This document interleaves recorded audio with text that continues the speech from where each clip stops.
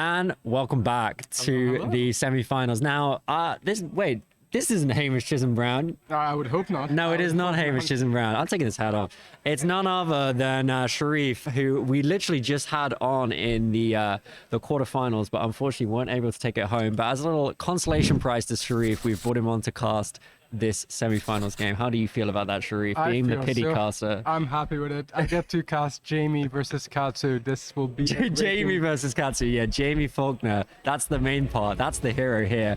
We're gonna have a little look at the current top four, the current semi-finals. We're looking at Harrison Shaw and Katsu playing up against Jamie Faulkner on Dramai, and then we've got Nathan Hills on Dory versus Alex Chitu. We're gonna get into the game of Katsu versus Dramai very quickly. Oh, I think we've got some player profiles coming as well, so we'll do a little bit of chat before that. But Sharif, tell us a little bit about your game against Alex Chitu just now on stream. Is it still a bit bitter? Is it still a bit? Oh no, I was happy with this game. I think I didn't make any mistakes. Chat can tell me otherwise. Did I make any mistakes? Did I make any misplays? But it was kind of the way the cards landed. Felt comfortable in the matchup. Didn't happen. Lexi Breyer, very swingy matchup. Yeah. So I was happy. Top 8 nats. Got my world invite. Get to keep my boomer PTI until next year again. Exactly. You've been bringing that PTI along for many a moon these days. Now, looking at this top four, Sharif, what are you thinking? The classic answer to the Dramai Katsu matchup is that Katsu is favored and is quite likely to take it. And we have already seen Nathan Hills on Axe Dory actually beat Harrison on that Katsu build in a previous match. But you've got to think that Jamie Faulkner would be fancying his chances up against an Axe Dory if he is actually able to take down this Katsu game, right? Agreed. So I think Jamie really wants Axe Dory to win, the same way he really wanted Icelander to win into Katsu. However, Jamie has been practicing into ninjas a lot, and he does also favor his chances into Briar. But I think the interesting part is Briar also favors his chances into Axe Dory. He has a recursion package. They played in the Swiss. They went to time. But Alex truly believes that he had won that game if there was no time. Yeah, so I think Alex has put in a lot of tech for realizing that a lot of people are going to be running these more fatiguey builds to try and take down Lexi. And we have seen Nathan do really well on that build, and we have seen some other people running a more fatigue kind of Briar strategy, but that doesn't seem to be exactly what Alex has brought to the table today. Looking at the way he's playing, it seems like more traditional. Yes. Make a channel mount heroic and then go very wide with some very, very strong attacks. It's a very interesting top 8. Like, you actually have no clue which way it could go. No. It could land in any direction. So I think it's a great top 8, great representation of heroes. But Lexi doesn't convert again. Yeah, again, Lexi not making it through, making it to the top 8, but not making it to the final or even the semi-finals of this particular competition. We're going to go now to some cards to watch, to look out for in this particular matchup. But we'll also talk specifically about what we've seen in the decks of Harrison already. But we'll be starting with Dramai. And actually, Sharif, you can probably talk quite well to Jamie's Dramai list, as you do test with Jamie quite regularly. Yeah, he is on the traditional big dragon Dramai. You know, he is a value deck. He wants to get value out of all his cards. He wants to really build that board and make it so that Katsu has to waste a lot of damage. And so by the end of the game, Katsu is running out of damage and can't actually afford to kill Dramai anymore. He does have also some life gain and recursion in the deck. It will be interesting to see if he does bring it into Katsu. I would assume Remembrance is not great into Katsu, but I'm not actually sure if he will bring it. Yeah, gonna have to think to himself. It really depends if he gets really early out the gates with an aggressive sort of dragon line. He might be able to do some work, but it's probably going to be a bit more likely that he plays a more defensive and like you say, Sharif, trying to put dragons on the table so that Katsu has to put damage that would otherwise be going into Dramai, into those dragons instead. If he's able to develop one of the earlier big dragons, that might be a way of taking control of the game.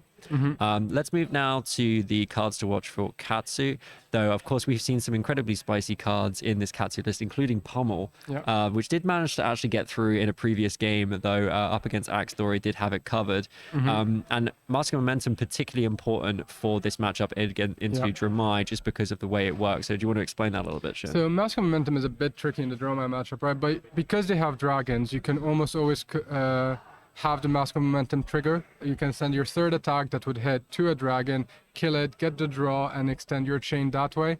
However, it can be a bit tricky because, again, you don't want to waste too much damage into dragons, and you want to really pick your timing to see when are you going to go face, when are you going to clear the dragons. You can't let Dromai build up a crazy board because Katsu doesn't really run that many poppers. I'm not sure about this current list, but normally they don't run many poppers. Not.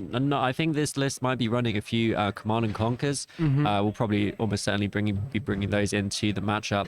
And of course, Dishonor here incredibly strong against traditional Dromai, because being able to turn off Dromai's hero ability does leave them absolutely stuffed. So we may see situations where Jamie is forced to take a little bit of damage where they might not wish to, just because they're so worried about the Katsu finishing with a Dishonor and removing their ability to make Ash, and therefore their ability to make any dragons. Yeah, I'm really excited for this game. It's going to be a great top 4 game. And obviously, player profiles. Yeah, this is the player profiles. We're seeing here Harrison Shaw. Current hero Katsu, preferred hero Katsu. I like to see that consistency. We didn't see that very much at the calling. People were all over the place. Currently, no accolades. Come on, Harrison. Got to do better than that. He has a top 4. He's got a top 4 nationals now, so we should add that one right on there. And Harrison's locals is Nerd Shack in Wigan. And now we have Jamie. Where's he got that crown from? He can't wear that yet. Take that crown away from that man. But anyway, go ahead, Shane. So Jamie's current hero is Dromai. His preferred hero is Dromai. We all know him as the Dromai player. Quite a few accolades. Top 8 calling Utrecht, top 4 Battle Hardened Leeds, top 8 Battle Hardened. And this is his second top 4 UK nationals. And his locals is Talishar, where he plays a lot of games. He does also play around the London area at Rule Zero occasionally. Yeah, he made top 4 last year. He's going to try and do one better this year. We'll be going straight into the matchup very, very shortly. Going to see this game, this Katsu Dromai matchup. Traditionally, it's a really tough matchup for Dromai, but when you've got the best Dromai player in the UK on the table, you've got to think that they've got a plan. They've got an idea of what they want to try to win this game. Let's look. Do you think that we'll see anything weird in the site and equipment slots? What, from Harrison or from Jamie? Or from Jamie. What do we see? Time skippers. I actually haven't seen him play this event. Has he been on the time skippers? We've not had Jamie on the stream yet up until this point. This is the first time we've got him on. I think we wanted him on earlier, but we didn't really want to see a Dromai Katsu matchup at that point, but we got given it anyway. So it's all come round full circle, and that's the way it is. Yeah, this is going to be an interesting one. I think interesting sideboard stuff.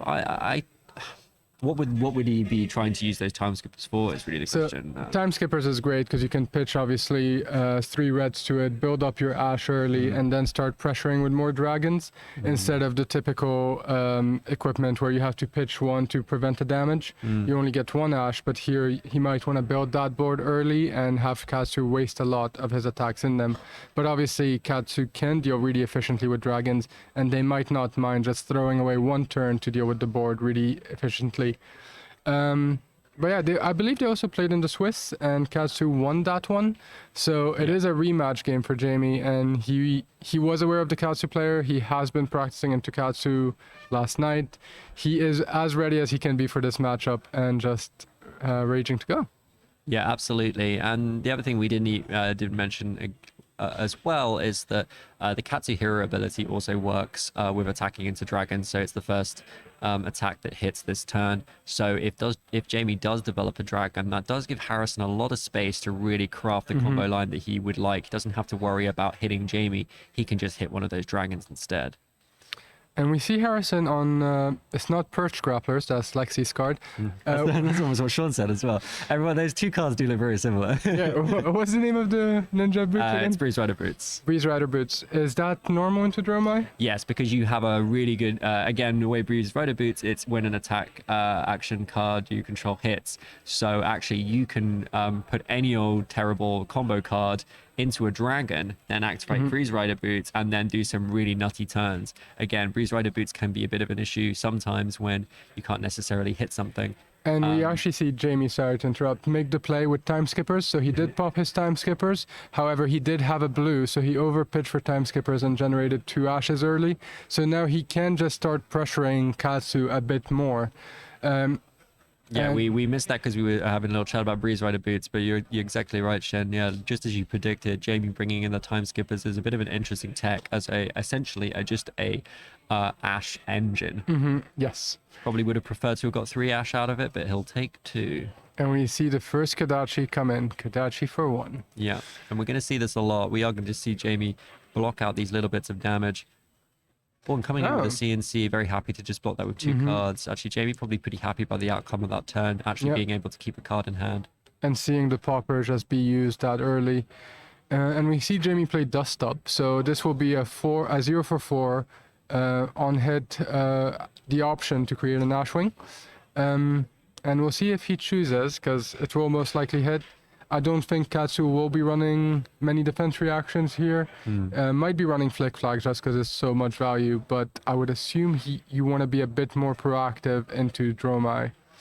Jamie very happy to make the Ash, but as you said, Shin, not going to risk making the Ash Wing and allowing Harrison essentially a free chain link, which he could just simply throw Kodachi into. So Jamie going to be really careful when and where he makes dragons in this game. And we see Jamie pop his ward on his glove shirt to block the first Kodachi. We have another Kodachi, there goes the Spectral Shield. And now we have to see what Katsu is going to do. Obviously, Katsu, very threatening with a lot of cards. Maybe one of the less threatening cards, not a combo starter, no go again on the card. So Jamie's probably happy to block, and again, very happy with this turn cycle so far. So Harrison got an option here, got Concealed Blade, but he's almost certainly not going to want to pop his Breeze Rider boots this early in the game, so not going to use it to go over the top there. Arsenal Pass in the chat, Jamie knows what's up, skipping into this top 4. That's why they pay Arsenal Pass the big bucks, right? That's a really, that's an excellent joke.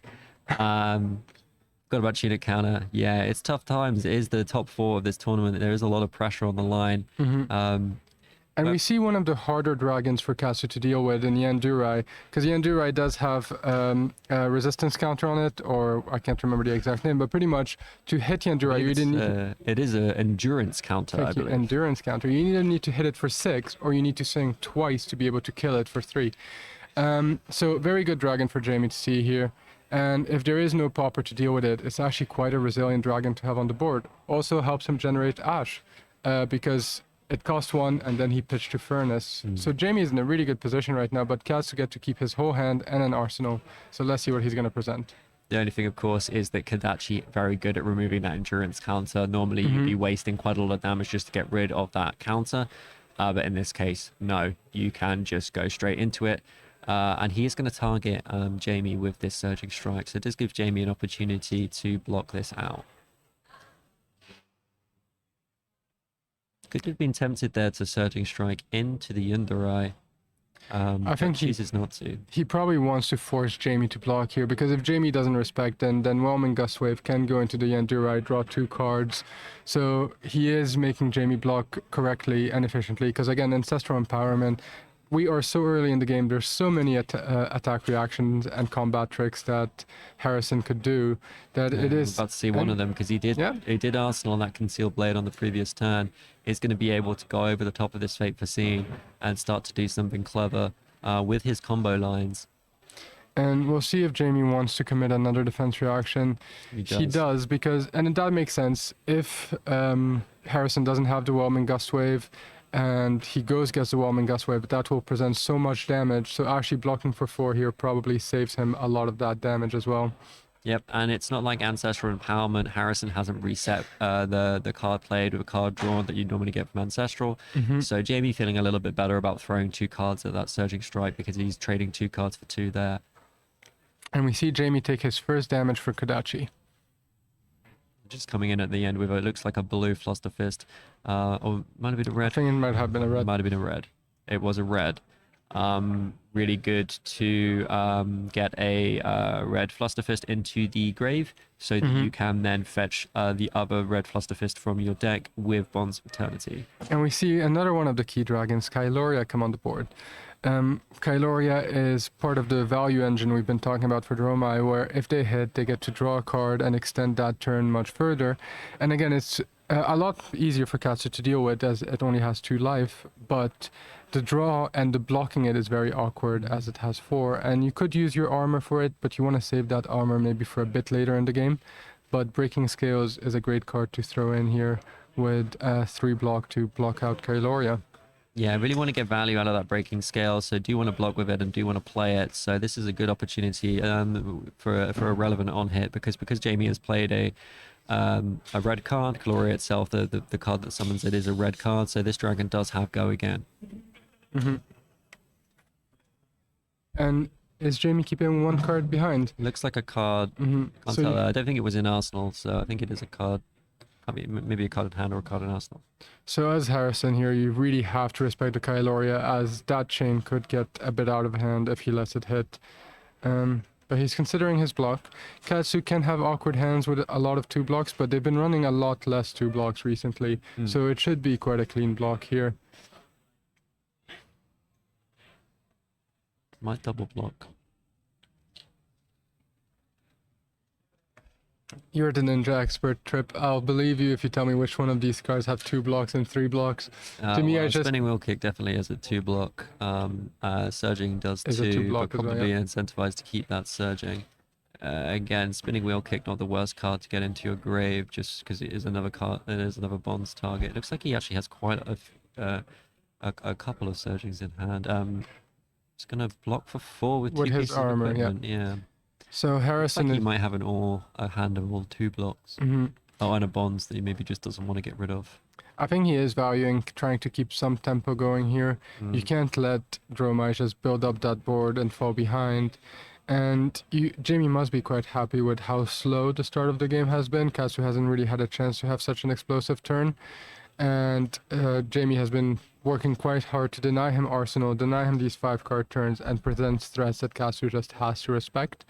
But Tunic is live, so we'll see. And I think also Jamie's drawn into one of his passing mirages, so it'll be interesting to see whether he chooses to try and keep that to play it out, or whether he doesn't really feel the threat of Harrison's Katsu in this matchup, knowing he probably only has 3 Command and Conquers in terms of actual popping cards, but it looks like he does use it to block. Oh, and there we go. We see the Kailoria go. You have to deal with that dragon right away. And presenting still 4 go again into Jamie, right? He did have to block that. And Jamie doing a great job of staying... Good beat stick here with the Metamorph. I do believe he put that in for these types of matchups. Just presenting a lot of damage. Again, Katsu having to respect it. And the more cards you strip from Katsu, the more likely you are to eventually fatigue them or run them out of threat from the deck. So Jamie's just maintaining the pressure and trying his best to make sure that the Katsu just cannot kill him by the end of the game. Yeah, and Katsu just going to take this, not wanting to use valuable cards in hand, not going to block this. I'm just going to try and develop something here. Looks like it is going to be a surging. Looks like he does have a buff card in hand as well, but again, the buff on the 5 attack, not quite as useful because Jamie is quite incentivized to just block for 6 anyway. And it's interesting to see, you said he might have the surging already, because we do know he has a bonds in hand, and it might be a bonds in arsenal, but I'm not sure about that.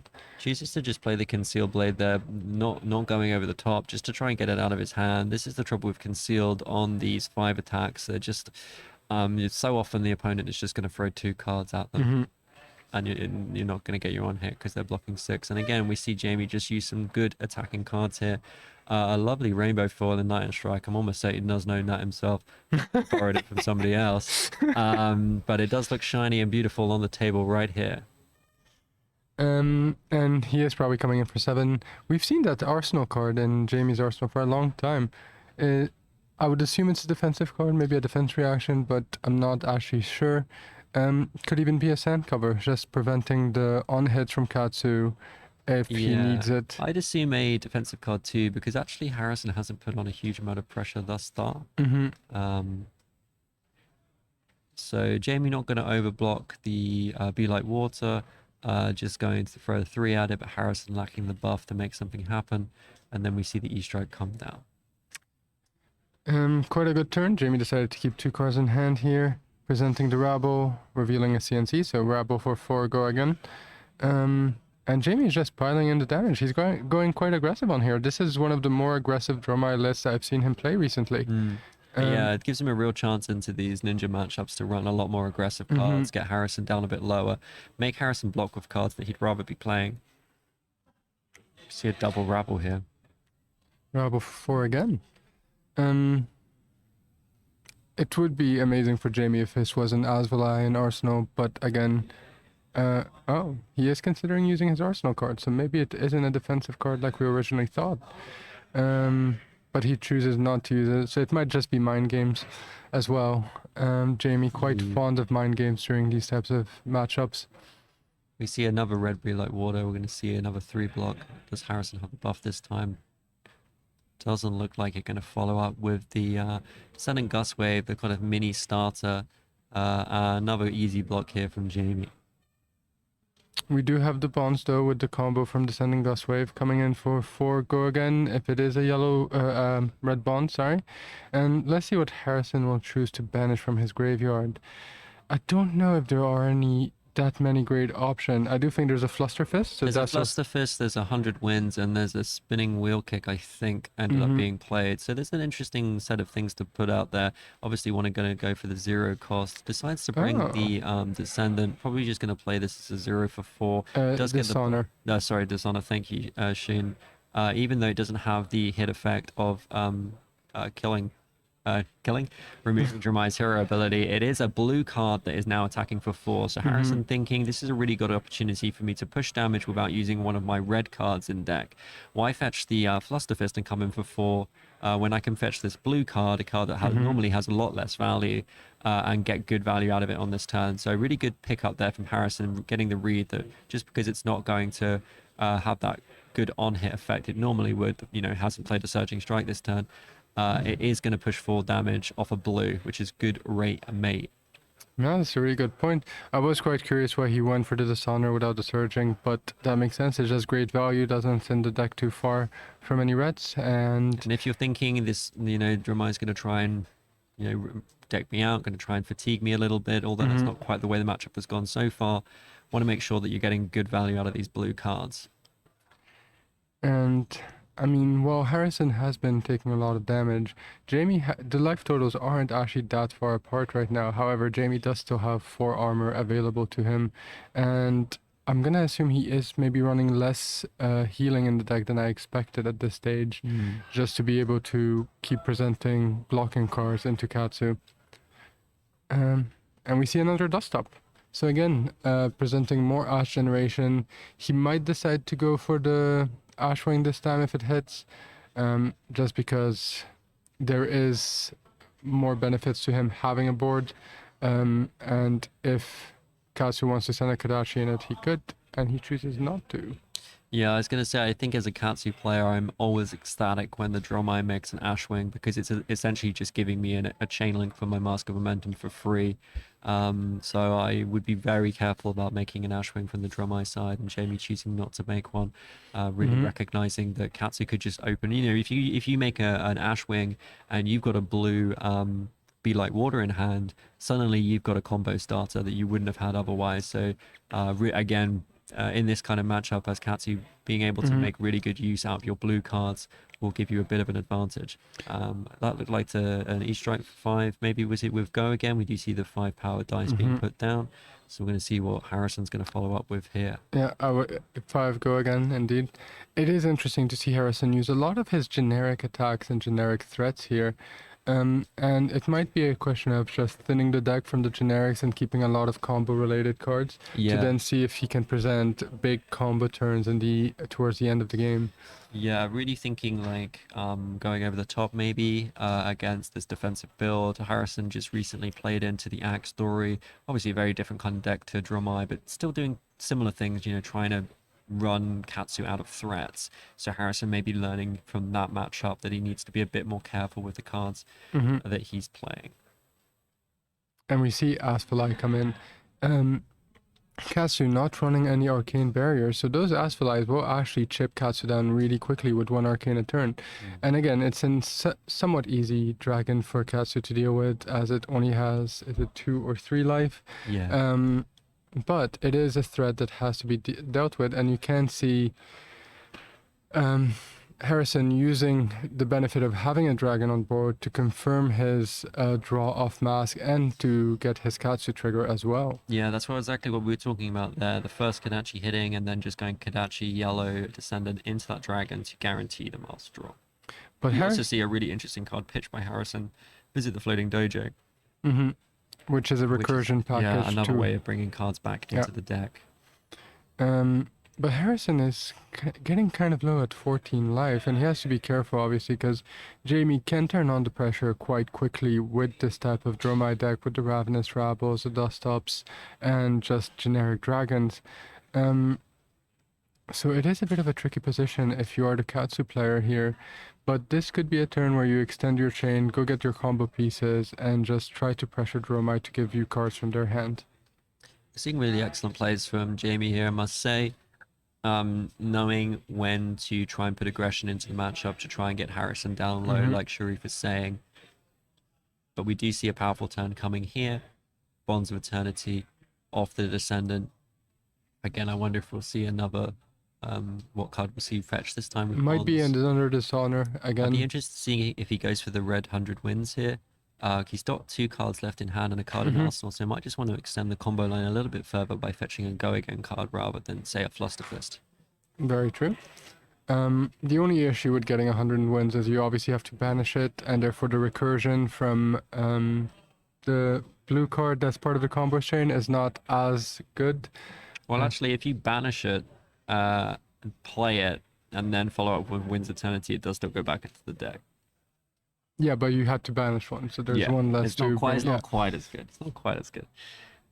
Does go for the spinning wheel kick, which is like almost like 100 wins, but better when you've got the resources to pay for it. So that makes a lot of sense. Actually, We'll have to pitch for this though. Do you know if Harrison is playing roundhouse kick? Because that's another. I don't believe so. I've not seen him play it yet this tournament.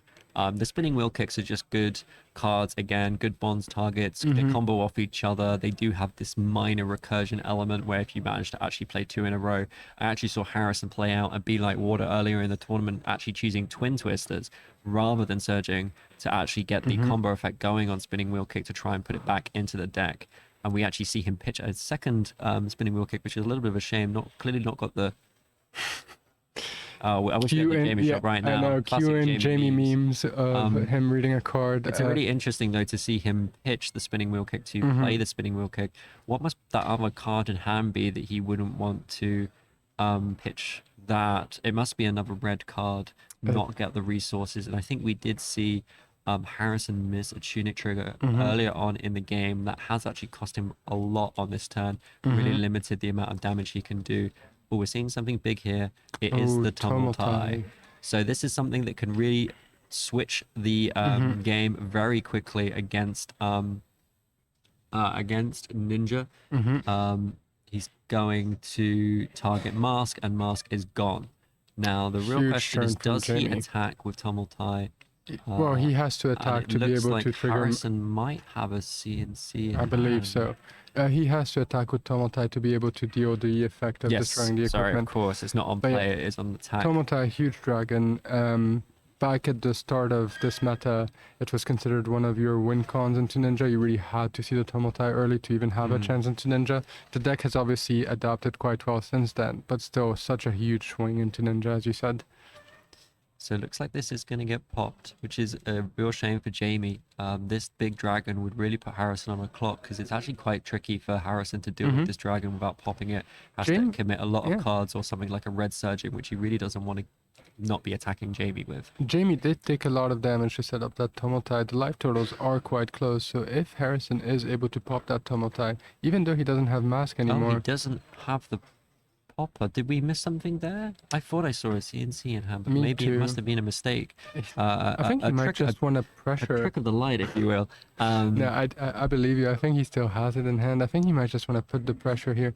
But choosing not to kill Tumultai when you don't have Mask anymore, maybe we see the CNC come in. He's attacking Jamie with the CNC. He chooses not to pop. Did I miss something? Did the Tumultai not have Phantasm? I can't see why you wouldn't choose to pop the Tumultai in that instant. Instead, he's attacking Jamie. I have to agree. Maybe he's thinking that Jamie is low enough that he can keep pressuring him, but that I Tumultai... don't agree. I do not agree at all. I think you need to deal with that dragon. You've got 12 health. That dragon attacks you 3 times. You are out of the game. No, I completely And agree with Jamie's you. going to keep eating your equipment. He's going to take your breaking scales. He's going to take your tunic. He must have something here. Maybe a pummel. And he's even got a sigil and arsenal. The ultimate answer to the It is the command and pummel. conquer. See, It told is you. the pummel, yeah. But I still think, well, the sorry, we So can we hear just had Jamie Jamie's say, reaction to the pummel. say, what is this? Hopefully that got picked up on the mic. That is going to push a ton of damage through on Jamie, but this dragon is still going. Harrison, I guess that's the one reason why you wouldn't choose to pop the dragon in that situation, is because you do have that pummel, and we did know it, we did see it. It is But still now quite the chromite is going down. It is still quite an interesting play to not pop the dragon, but maybe Harrison is hoping to draw his third CNC if we haven't seen it yet, and to pop the dragon then. But Jamie is still going to present so much damage here, even though he is down to 8 here. That Tumultai is huge. Does Harrison have some kind of bet going that if he pummels a Dramai in the top 4 of the UK Nationals, that he's going to take home an even bigger prize money? Because that's, I mean, you love to see it, and it's great to see it on the stream. I wish we picked up Jamie's response. I hope that somebody got a video of that. How many memes can Jamie be in 1 year? That's what I want to know. We are going to see him attack again. I think he's going to take out the tunic, choosing not to kill the breaking scales here. And the flick flack does come down to prevent a little bit of damage here. Life total is quite low for both players. And we do see a double chromite turn. So again, Jamie now has a board that is very, very difficult for Harrison to deal with. And that means that he is going to have to just commit to going face into Dromai and to try to chip Jamie down. But he is going to have to give cards, which with 3 cards, can he really present enough damage into Jamie? And you see Jamie just push further with the Ravenous Rabble, and he had revealed 2 reds with Tumultai, so we know it's another red on top. And he'll come in for 4 go again. Yep. The flick flack only really enabling an extra 1 block on that descendant gust wave. We do see the comments in the chat. We'll just pass it on to the studio to just check about the pummel. We will continue to cast the game while that is talked about in the room. Does look like we might be having a little pause here. It is a UK special, I will admit. Not sharking, but just missing pummel triggers. I think Jamie was just too taken aback by a pummel that he just forgot. He was so shocked, but we will make sure that a judge has a look at that and makes the correct decision based on the rules of the game.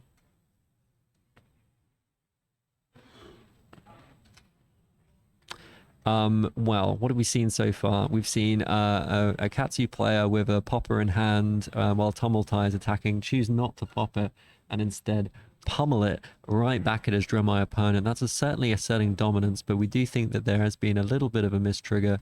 It does seem to have been resolved on the table. The judge has seen it and has made a decision, and the game continues. Oh, we did see Jamie use a sigil, and we thought he might have used it in response to heal, but maybe it was actually his discard in this case. Perhaps the sigil was the discard. That could be correct. I think it was from Arsenal.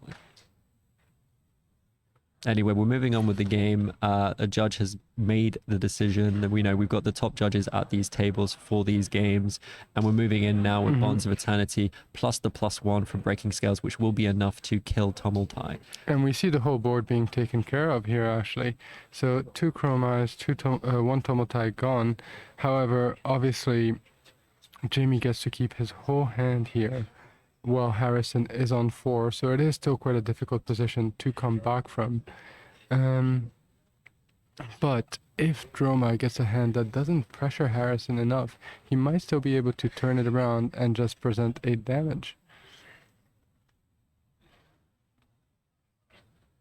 So the Tumultai is down, and we're now seeing the Bonds follow up with the Flusterfist, For 4. trying to put a lot of pressure on Jamie here.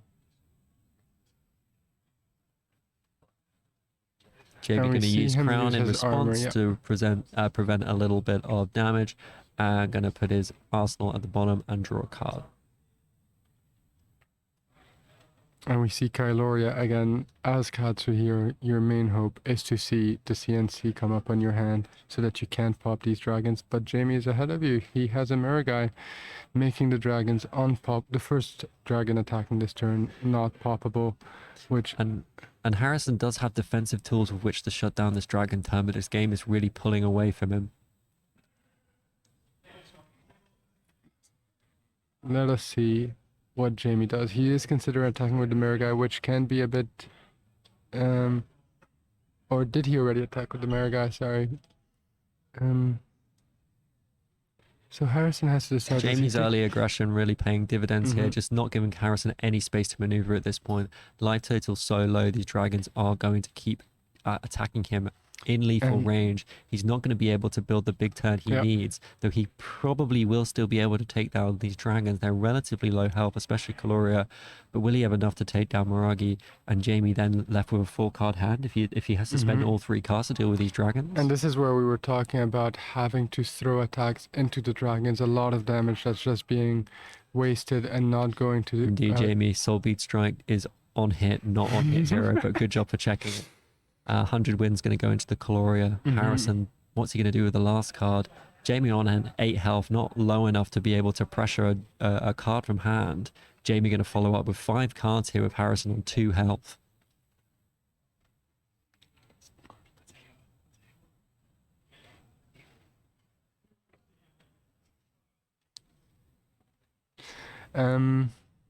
Harrison trying to make a decision. Do you Arsenal and maybe hope to get a good turn? But being so low on 2 life, there's very little that Jamie just cannot do to threaten those 2 life and to take cards out of Harrison's hand. And we see Jamie pitch for another huge dragon, massive dragon. which will allow him to look at Harrison's hand and remove any cards that he would want, such as a popper. I can't help but feel this game has absolutely slipped out of Harrison's control. He's got no AB. If Jamie's able to develop a burn, the minion missed. It hit the blue on top of the deck. hit a blue. So that But is Harrison still needs to deal with this dragon, yes, and he needs to dodge burn them all. yes, you are correct. It's a big ask here. Jamie sitting on quite a comfortable life total on 8 and still a piece of equipment in the back. Yeah, it is quite a difficult spot to be in as Katsu here. But it is a great game, and to the credit of both players, they both had a very good understanding of what their decks was supposed to do in those situations, and just push damage and present as many threats as they could. The Katsu player's deck was lacking a bit in threats this game, while the Dromai player was just able to pile on damage, so much damage. No. Harrison going down to 1 here. I believe so, yeah. At this point, he is in lethal of just a single burn them all.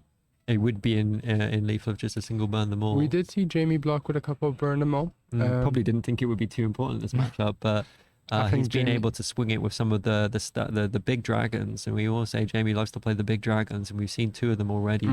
Not sure he has the resources to play the even bigger one, but we've seen the mini and Tumultai to maximum effect here. And we see Katsu go through the graveyard, probably checking for burn them all. And we see 1, 2, so there is still very much 1 burn them all in the deck available. As you said, Strip, very tough spot for Katsu here. But Harrison has got to do something here. He's probably got to try and take the risk. And he's going to go down to 1. Going to try and do something, but Jamie's going to follow up with another attack. Another break point It's of going to 3. it's going to have to be a double block unless Harrison has got another flick flack in hand. You think he would have played the flick flack on the first dragon? It's going to be a 2-card block with 2/2 blocks. Harrison left with 1 card in hand, 1 card in arsenal, 1 health. Jamie on 8, drawing up. And This couldn't have gone better for Jamie. It's a matchup that some people say is unwinnable, unbeatable for Dromai to take down Katsu, but we're seeing it right in front of you. we takes do down the see big dragon. Harrison playing to his house, trying to just deal with the dragons, draw the poppers. And we see it in hand. Can Jamie create a dragon? Oh, 7. Pitches the burn them all, the ultimate BM. And that is... It's a non-block, and that's the game. Jamie takes it down with the Visit the Floating Dojo. A card that Harrison put in to try and work around this fatigue and Dromai strategy, but Jamie just attacked Took him on the back instead. foot. Just went aggro. Something you don't really see from Big Dragon Dromai, just weaving in some more of these attacks that are just constant pressure onto the Katsu. And he was taken on the back foot from the start. Now, the one play of the game that will be the deciding factor was, should he have popped that Tumultai with CNC or not? I mean, it seemed like that was the key point of the game where things shift, where the Katsu player decided to not use their CNC to pop Tumultai and instead set it up for a pummel turn the following turn. I can't see that being the correct decision. And it was impacted by, we had a bit of a judge call there as well. But I just feel like you need to shut down that tumble tie as soon as possible. But when you've got the CNC and pommel in hand, it's awfully tempting, isn't it, not to try and play that out? He did go for the glory play, right? And he will be remembered as a person who pummeled CNC at Dromai in the top 4 of UK Nats. But the issue with it was obviously that Jamie's Dromai deck does have a lot of healing. We did see one sigil being played and a couple of sigils being pitched, so going for that pressure might just not have been enough. And popping, however, if he had popped the dragon, he would just have that pommel in hand, not really be able to do much with it. So maybe he just had to go for the Hail Mary and try to get some damage in. Absolutely, but at the end of the day, what are we out for? We're out for the memes. We're out for the Katsu CNC pommeling in the top 4 of the UK national champions. Yes. We're seeing people so dedicated to the meme that they essentially just let a massive dragon live on the field when they could have blocked it with 1 card and killed it in the process. However, we do see Dromai take down Katsu. We do see Jamie Faulkner make it 1 step further than he made it last year to the final of the UK National Champions. We're going to have a short break now. We're going to find out the outcome of the other game, and then we're going to be right back. But before we do that, I just want to say a huge thank you to Sharif for joining us on the stream. It was great.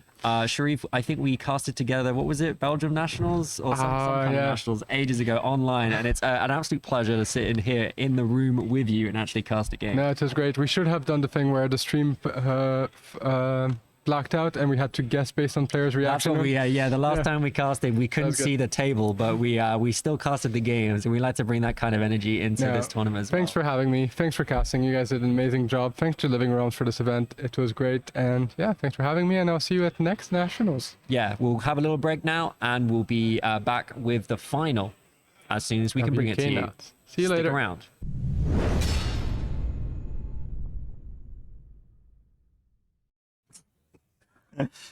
Hi, welcome back to UK Nationals at the Leeds Royal Armoury.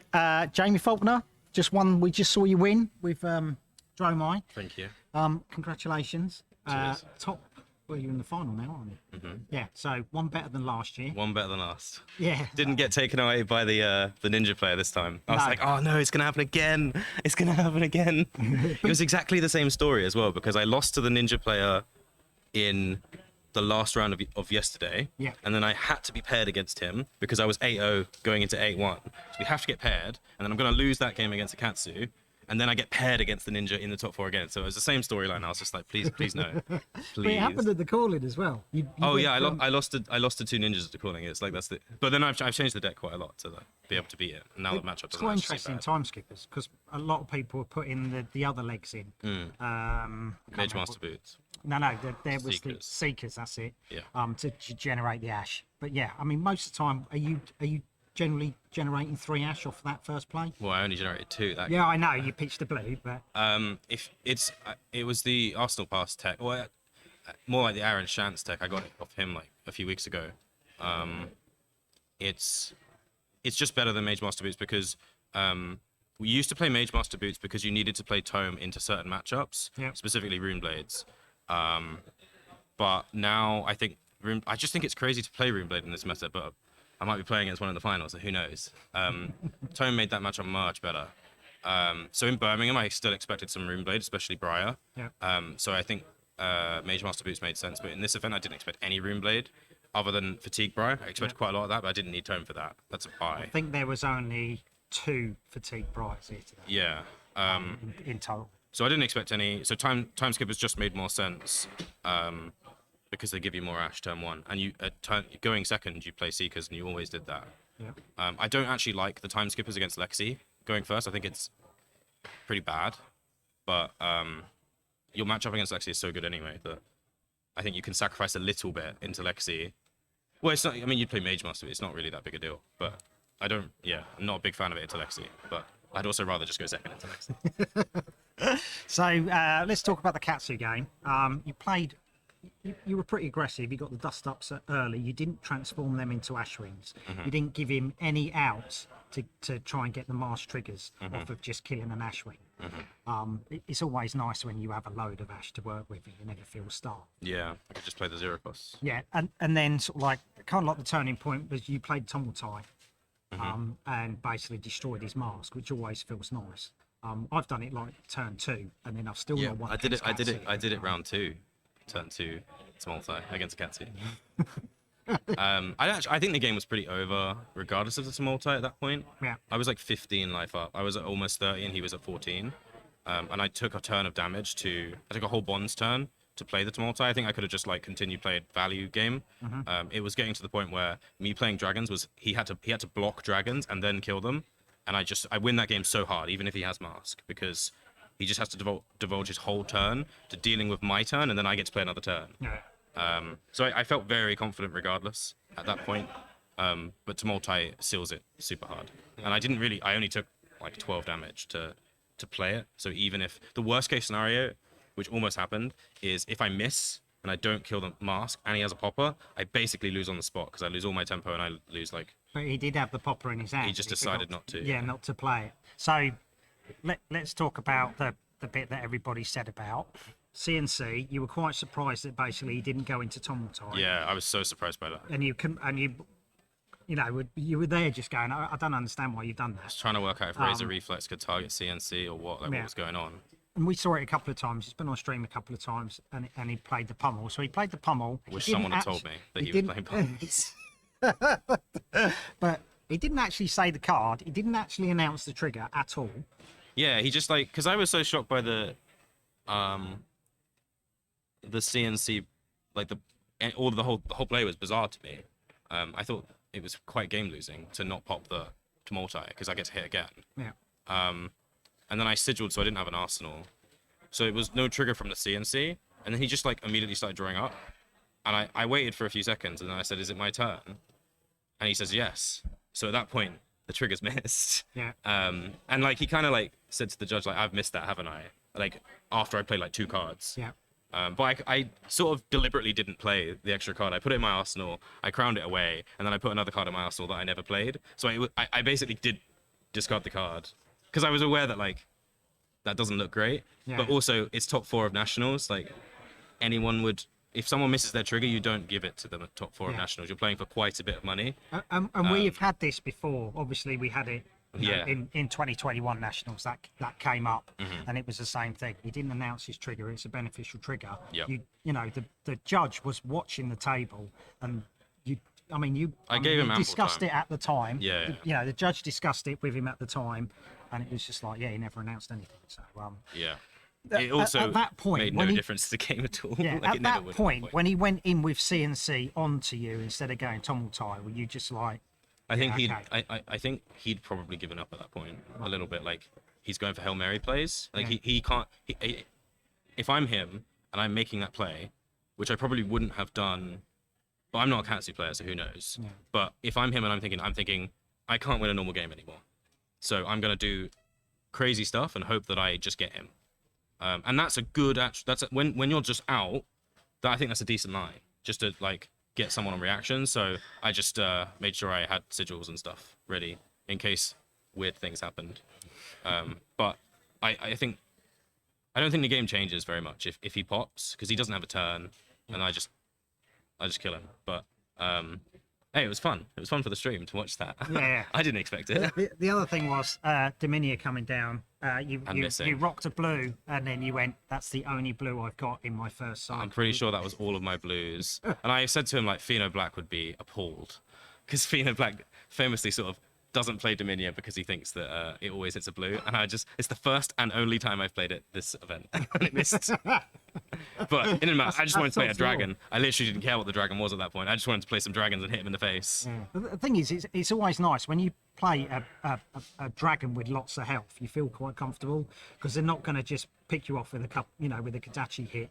Yeah. Well, even Yenderai, when you put that Yenderai down, was nice, you're yeah. just like, okay, he's got Indra is quite hard to get a mask trigger from. Yeah, he's got to spend a Kadachi just to get rid of the endurance counter. Yeah. It's at least 2 attacks, and you're just like, well, I can deal with 2 attacks as long as it's not, attacking me. My plan was to kind of value trade him down, and I was winning that game really hard. And then when I draw the Tumulti, play like 2 dragons, Arsenal Tumulti, he has to deal with it, and I don't take really any damage, and then hopefully I draw a blue. But I was aware that I had very few blues left in my deck at that point, because I'd drawn a bunch, I'd pitched a bunch, and I'd blocked with a bunch. That's why I kept Crown as well, because I thought there's a chance I just don't see a blue. But I was also pretty comfortable that I was winning the game without having to play Tumulti, because I was so ahead in life that eventually if he gets below 10, he basically doesn't have Mask anyway. He doesn't get to do anything with it because he just has to block, and that's awkward for him. Nice. Right. Okay. So you next up is going to be either Briar or Dory. Pray for the Dory. That game is still going on at the minute. We're gonna have a while. When you finished your match, the life scores on the other game that started at the same time was 24 to 26, and I think it was in Dory's favour then. I don't know. I didn't check it out before we came on for a chat to see where they were, but it could be going on for a little while longer. So bear with us. Dory's on 7 and Briar's on 26. I've just been informed by Alan. Thank you, Alan. Might be Dory's on 7. Yeah. Oh dear. So it might be Briar. I really want the Dory to win. That matchup is far better for me than Briar. I don't think Briar is bad. I think Briar is far better for me than Katsu as a matchup. But I don't think. But Fatigue Dory is very good for me. Like I think that's a hard match. I was actually gonna play Dory for this event. I only swapped to Dromai like 2 days ago. Again, I say swap to as if I don't always do that. But So what made you do Dory? How long really have you been Dory's practicing matchup. Dory? I played hundreds and hundreds of games of Dory. Right. Like it's the only prep I did for Nats. I didn't test for Monarch draft. I just played hundreds and hundreds of games with Jacob Clements. Most of them were just Dory mirrors. I don't know why, but I thought the matchup spread was quite good. It was Fatigue Dory. I think is the best Fatigue deck against Fatigue decks. It beats Azuri, Bravo, and Briar really easily. And you can have a very, very good Dawnblade pivot in that deck. I know that I don't think that I can't remember his name. Nathan is playing that. Maybe, I don't know. I'm not sure. But we basically had a 60 card Dory deck that we played against Ninjas and Lexi and Azalea, and then we had like a 72 card Fatigue Axe deck, and it smashed everything. The Axe deck beat everything you played against the Axe. It just smashed. Apart from something. Well, okay, so you lose really hard to Dromai. Right. Like, it was a bye. Yeah. We got Jacob Clements, who's never played Dromai, to play against me on it. I should know that matchup. And we were playing Dawnblade into it as well, so you should think that we should have some game. There's no game. It's awful. And our Dawnblade deck is basically a complete Dawnblade deck. Slightly more defensive. Yeah. But, you know... 100 reps on Dory, Quinn said. 100 reps on Dory. I swear. Yeah. So it's fine. I didn't care that you lost to Illusionist. You also lost to Prism really hard, probably worse. But we found the Lexi matchup just wasn't that great. So we then decided, what if we just go Axe into everything? We accept that we lose to Phi. We probably still beat Katsu. And we like okay into Lexi because it's a Fatigue deck and Lexi's kind of weak to that. And that was like 2 days ago that we decided to try that deck, and it was great. It's fine, it worked, but obviously it works. But it still just was so bad into Dromai, and then after last week's Nats, I expected quite a lot of Dromai at this event because it's very well positioned for this. Like it beats Lexi, it beats Bravo, it beats Icelander, it beats Azuri, which targets Lexi. It beats everything that targets Lexi, and it beats Lexi. So the only thing it doesn't beat, like pretty hard, is our decks that Lexi beats. So you kind of just think, I'm gonna beat everything that Lexi I'm gonna beat everything targeting Lexi, and then Lexi will just make other things not able to be in the meta. But unfortunately, my matchup spread was just awful this weekend. It was only Bravo and Katsu. That's all I played. I know Brody spoke about the Dory match when I spoke to him about calling, and he was just like, you kind of like trying to dodge him for the first 3 rounds. What, with Dromai? Yeah, with Lexi. You're trying to dodge him for the first 3 rounds. Lexi, Dromai, right. Trying to go, right, okay, I don't want the Dromai, so I'll dodge him for the first 3 rounds, and then I should be kind of okay. Okay. Whether or not other Lexi players are kind of like, of the same mindset. Obviously, I think it's a high skill matchup as well. You need a lot of reps into it. And if you're like just bringing, like I don't think you could see last week's Nats and then just say, oh, Dromai looks good. Let's just play it in a week. I don't think you could learn it in a week to the level that you'd need to be able to traverse. Not necessarily Lexi, but like Bravo especially, and the fatigue matchups. Like, I know I'm saying they're a buy. You need to have a lot of practice to be able to make them a buy. Yeah, I know you were talking about it. I mean, I spoke to you. Well, we were all speaking, Matt Folks, we were talking about Dromai over breakfast. And then you were just like, oh, God, I hate that Bravo match. Because you were just like, you feel like it's so taxing. And and you need quite a long... I had to play 2 today. Yeah, you need quite a long break to recover. Yeah, after so I think such a long... it's quite a good matchup. I'm now 8-1 since Birmingham and Nats in the events into Bravo. I think the matchup's quite good. It's just so much harder to play as the Dromai. You've just got to play so well, and their side of it. And I can say this because I play Guardian just as much as I play Dromai. People might not know that, but I played just as much Oldhim as Dromai. It's so easy. It's just so free to like traverse. You don't have to think too hard. You give them a card every turn and you hit them, or you fatigue them if that's what you're doing. Yeah. But the Dromai has to pitch stack and think about combos and try and catch them off guard and stuff like that. And Aaron Shantz's deck that he sent me, I looked at it and I just thought that doesn't have any game into Bravo. Like, there's just not enough tech. And I'm not playing an illusionist at a UK event and not having game into Bravo. That's just not going to happen to me. Yeah, because so Bravo was the second highest. Yeah, Tiro next I to expected Azuri. Bravo and Ninja to be the most played. That's all I played against. Yeah, the thing really. is, I mean, I think there was only five players. You know. Yeah, but there was 10 Katsu for some reason. No, there was. No, there was 10 Azuri and 10 Bravo, and then And 10 Katsu and then 9 Dromai. That's what I looked at. Right, okay. But I didn't. So the reason I think the match. So okay, at Worlds when they got Vamprace, Oldhim could not lose if you played well to Dromai, in my opinion, which is why I played Oldhim. Not Worlds, the PT3. I did end up playing Dromai. I actually ended up going quite well, but I thought that if you played well with Vamprace, that matchup was unwinnable for Dromai. And then Antwerp as well. Bravo came in. Bravo doesn't have Vamprace, which made the matchup really bad. So the matchup became slightly more even. But then Dromai gets Lost in Thought, and Lost in Thought is disgusting against Bravo. It makes the matchup very easy to win. You just play a normal game, and as long as you don't die and get high rolled by like crazy dominates, eventually you just kill them because you Lost in Thought and Chromai, and they only have 2 poppers.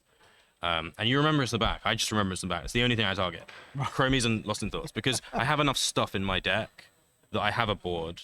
Yeah. And if they want to fatigue me, then good luck, because I'll just play 2 Lost in Thoughts and then hit them with a Ghostly every turn. And I'll do that 3 turns in a row, and then I'll still Ghostly normally. So I think the matchup's really good. It's just very hard. And it's just you play one, and suddenly your next game you're playing worse because you just have to think too much. Right, nice. Okie dokie. Hopefully the Dory match won't be going on for much longer. Well done. I hope it kind of does, because then it means the Dory's winning. Fair enough. Stay tuned. Hopefully the final will be quite soon. All right.